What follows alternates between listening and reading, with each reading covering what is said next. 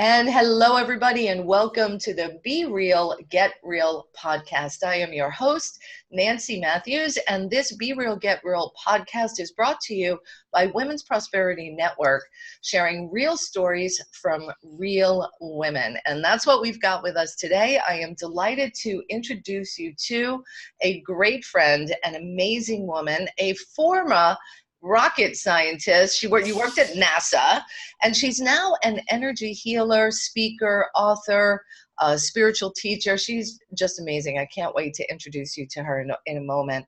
And her story that we're sharing today is about resurrecting childhood dreams. I think so many of us have this spirit inside of us, these dreams, these unlimited possibilities that we think we can do anything when we're young. And then sometimes that can get kind of covered up, or disappointments and frustrations, challenges show up. And Dawn has successfully resurrected not one, but two of her childhood dreams. And she's going to share the story of that today. Let me give a little bit on her background and then we'll dive in. So Dawn Meyer, as I said, is a former Space Shuttle software engineer, a rocket scientist. And she uses the same science that lifted a 165,000 pound space shuttle off the ground to lift you up and out of what may be keeping you from soaring. Welcome, Dawn Meyer. Thank you, Nancy. I'm so glad to be here this morning. It's day before Christmas. Yes, it's a beautiful day to be delivering and sharing your story, because as the end of the year approaches, we often look at, how was this past year? What did I not do? What would I love to do next? All of those pieces. And you, my friend, really have resurrected, as I said, two of your childhood dreams. So share a little bit of the background of what this little girl wanted when she was dreaming about her future. Yeah, when I was a little girl, there were two things I wanted to be. I wanted to be the first woman on the moon. And I also wanted to be someone who could heal people with their hands, because I loved science fiction, and I saw this on so many sci-fi movies where people could just hold their hands over someone and they would be healed. And I thought, I want to do that, and I want to walk on the moon. And of course they go together, right? Not exactly, but yes, now we find out they do. So we'll talk more about that.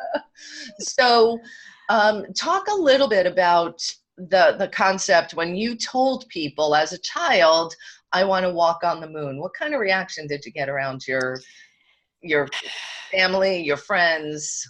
Well, my family thought it was pretty cool because they were big sci-fi and space fans, and they all still are. Other people, they go with that, well, that's a nice thing, but don't get your hopes too high, and, go for what you can do. And so there was some encouragement, and some of the, I don't want you to get hurt, right, when it doesn't happen. Yeah. Well, and that line you just said, don't get your hopes up, that really irks me, I got to tell you. Because, okay, I won't get them up. What do you want me to do? Keep them real low? I mean. Yeah, and people do that all the time because, and they do mean well to a certain extent. They don't want you to get hurt.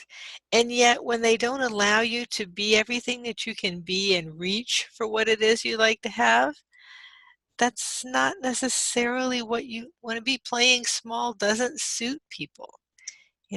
If you're always down here and not reaching for what it is that you'd like, then you're just living that mediocre life. It's like, okay. Instead of saying, I'm pushing for this. Right. And that's one of the things that you really are brilliant at in supporting people, is breaking through whatever filters or self-imposed or outer imposed limits are on them, preventing them from doing what is in their heart. So curious. So you had this childhood dream. Did you immediately go and work on the Space Shuttle and NASA? Was that your first job? It was not my first job.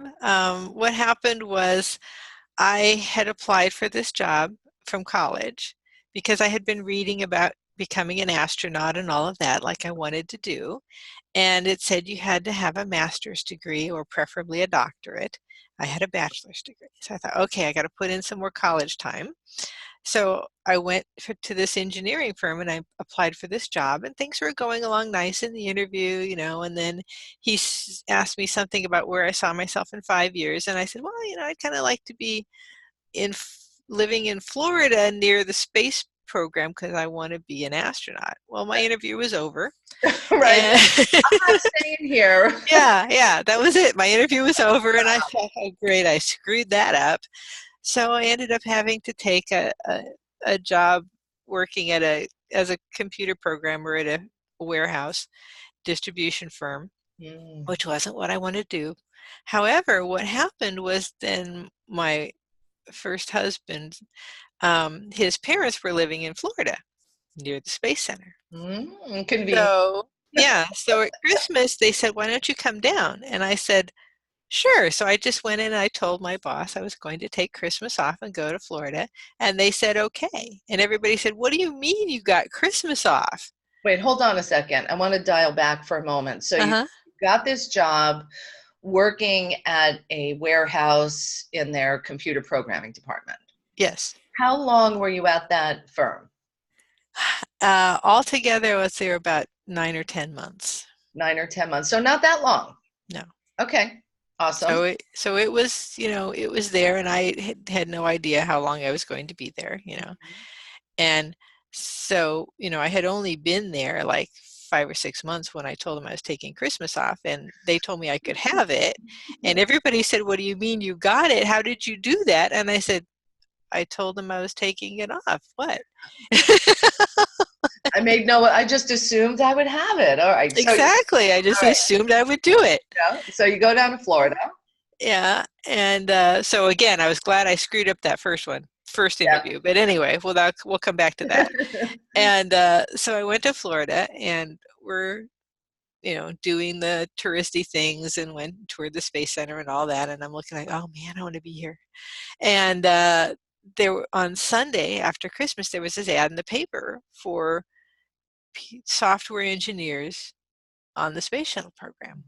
And I thought, well, I don't have my degree, the degree I need for that. So that's nice. I'm not going to apply. And my in-laws and my husband said, what are you talking about? You're not going to apply. What have you got to lose? Even if even if you don't get it, you've still got everything you have now. And I said, but I don't want them to not pick me. And they said, so what? Oh, so this is good. This is good. Let's talk about this a little bit, because you almost didn't even try because of a potential negative outcome. Yeah, because I didn't want to fail. I didn't like failing. I still don't like failing, but not to that extent. Yeah. Well, and it's a matter of, what will people think? What will I think of myself? Is it my only shot? Will I lose? All of that stuff. So quick little lesson nugget right here. If we're afraid of failing, and don't play, we can never win. Right, exactly. Yeah. Because you miss all of the chances that you don't take. That's right. All right. So you mustered up the confidence to go. Yeah. So I went ahead and I took the ad, and I went home and I updated my resume and I sent it in, and I didn't hear anything. And then like a month later, I get a phone call, and it's one of the people with the company that put in the ad, and they did it like a 2-hour interview with me on the phone. Yeah. And so looking good. It was looking good. And I'm thinking, wow, I got an interview on the phone for 2 hours. And then they flew me down to Florida to interview me again. And it took me around to like 4 different areas. And I thought, well, this is pretty cool. Wasn't sure how often they flew people down for interviews, but it was pretty nice. And then like several weeks later, they gave me the job. Wow. And they paid to move me to Florida. Fantastic. That is fantastic. So, so the company was actually working on the software for the space shuttle. Mhm. And so how did it feel like that first day when you walked on the job and you knew, I'm not walking on the moon and I'm contributing to people walking on the moon, right? So that's another piece Right. of it, right? Yeah, because yes, I was so grateful I'd screwed up that first interview Yeah. because I probably wouldn't have gotten Christmas off to go down and see the ad and No. turn in, so all those things kind of flowed into this. And there I was, looking at the vehicle assembly building where the shuttle was inside, and all these things were just so amazing. And I was just, in heaven for months. And recently, one of the ladies that works at a restaurant near us got a job out at the Space Center, and I could see in her talking about what this was going to be and how she found out her office and what she was getting. I remember that. That feeling, that I feeling remember of that joy. feeling where Yeah. you're just, on cloud nine, and you're just like so excited that you're doing this and this is what you've always wanted, and here you are. And so yeah, it was phenomenal. Wow, that's beautiful. And then you were there for a long time, right? Yeah. Did you think when you got that position that this is it, this is where I'm going to be till I retire, and maybe even you had forgotten about the whole healing with your hands piece? Yeah, kind of, because I remember telling my grandparents, yeah, as long as there's a space shuttle program, I'll be working out there. Hmm. And so yeah, and I kind of put that other thing aside. It's like, well, that's nice and we'll see. Right.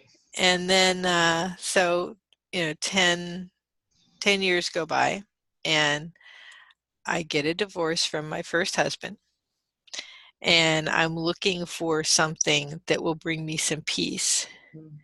And that's when I started studying the energy healing, because I thought, well, remember you wanted to do that. And I saw a class in it. And that's when I started along that path. And I almost left the space shuttle at that program. Once I started getting the certifications in the energy healing, I almost left, but then I realized, I really want to stick this out. So, so I was studying the energy healing and staying with the shuttle program. And So I wanted to see it out, yeah. see it to the end. Well, and it did come to an end because the space shuttle program ended, right? Yeah, and that's when I left. When the That's when right. the space shuttle program left, they offered me several jobs, and I said, because I was all set to just leave with the space shuttle program, and then they offered me these other jobs, and it just felt like, oh, I can't do this anymore. There's something else I need to be doing, and it deals with that energy work piece that I've been studying all these years. So what gave you the confidence to jump ship? And here's what I mean by that. I mean, you had a great paycheck, I'm sure, working for the space shuttle. There was security, there was all those other pieces of it. Um, and if you were divorced, I don't know where that was in your timeline, but being able to say no to something that's sure and certain, to jump to something that is not as certain, how did you make that transition? Well, I did a lot of meditation with it and asking where I needed to be. Mm. And it kept saying, you need to do the energy stuff. And yes, I'd gotten remarried, so I did have my husband um, to support me and help me. And it was still kind of a difficult thing. And then I had a friend who offered to go in and get an office with me so that we could share an office Good. and start doing the healing work. And probably had she not helped me at the time, I probably would have done something slightly different. Yeah, yeah. And Yeah, and it sounds however, like everything lined up. yeah, things kept lining up for me. It's like, okay, like I decided to get my massage license because in the state of Florida, you have to have a license to touch people. Right. And I kept saying, I'm not going to be a massage therapist. And they said, just call the school. And I called the school, and sure enough, I signed up to become a massage therapist. That I wasn't going to do. Yeah. But I was an hour or a month late in starting the program, and they said, you can make it up. Well, that was I so you thought, have to, okay, yeah, okay, here's a sign. here's another sign. and you can come down today. You've got 2 more days until that cuts off and you can't join for this term. So So again, I figured, quick decision needed to be made. yeah, and it just kept flowing. And then other things showed up, other classes I could take of techniques that I love to use, and it just kept flowing.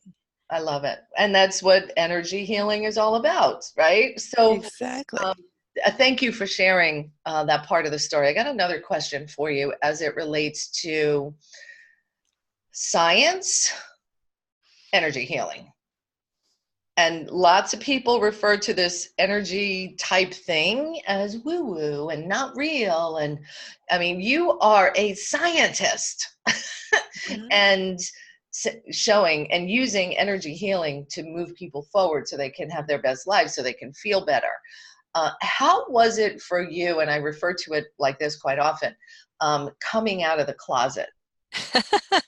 Well, I did meet a lot of resistance with the people I worked with who thought I was nuts. Yeah. Right. Off the deep end, she's whacked. Yeah, she's definitely slipped out of reality here. Yeah. But everything is energy. And Everything. energy powers everything and creates everything, and getting in touch with that energy can really help you to flow. I mean, if you read some of the quotes by people like Einstein and others who were heavily into science, there's a lot of spirituality in that. There's a lot of energy that they talk about and how that relates to their science. So it's all connected, and being able to bridge that gap. People had told me at one point I was the walker between worlds, and I thought, well, that's probably part of that, is being able to see both sides. So I get when people have that resistance to the science, and I get when people have that resistance to this energy spiritual part, and yet I can see the bridge. And it's helping other people to see that bridge, or at least see enough of it that they'll allow themselves to have it. That really is what fuels me. I mean, really, that's what It fuels it you. helps. I love that. Yeah. Yeah, it really helps me to help them to move forward, and then by helping them to move forward, that really feeds me. Beautiful. Beautiful. All right. So, Dawn, thank you for sharing your story today. And I want to encourage our listeners to go ahead and get in touch with Dawn. Her link will be right here on the podcast page. And you can get her many books, work with her individually. Is the work that you now do, just to wrap us up, do I have to be in person with you, or can you do long distance? Because I think, energy, I know it travels, but so how is it that people can work with you? I can do both. So I do in-person work, and I do a lot of work remotely. So I can do it on Zoom or Skype or just over the phone. Fantastic. And, yeah, just connect with me and let's go. Awesome. Let's go. Let's blast off. Yeah, let's blast off into 2020 with my book. I love it. I love it. And I also know, Dawn, that you offer classes to teach and share some of the methodologies and skills that you use to other people who want to be energy healers. So if you're watching, listening to this, and you're like, I'm curious, reach out to Dawn, because she has several different modalities that she's certified to train in, and add more tools to your toolbox too, right? Exactly. I've got a big toolbox, and yes, so I hope you put tools in yours too. And let's lift the rockets of desire up out into the world so that you can make the impact that you want. Again, thank you for joining us today, Dawn. I love you. I love you too. Thank you so much. You're very welcome. Have a beautiful day, everybody. We'll be back with another episode of the Be Real, Get Real podcast next week. Bye, Bye-bye. everybody. Oops, there's my hand.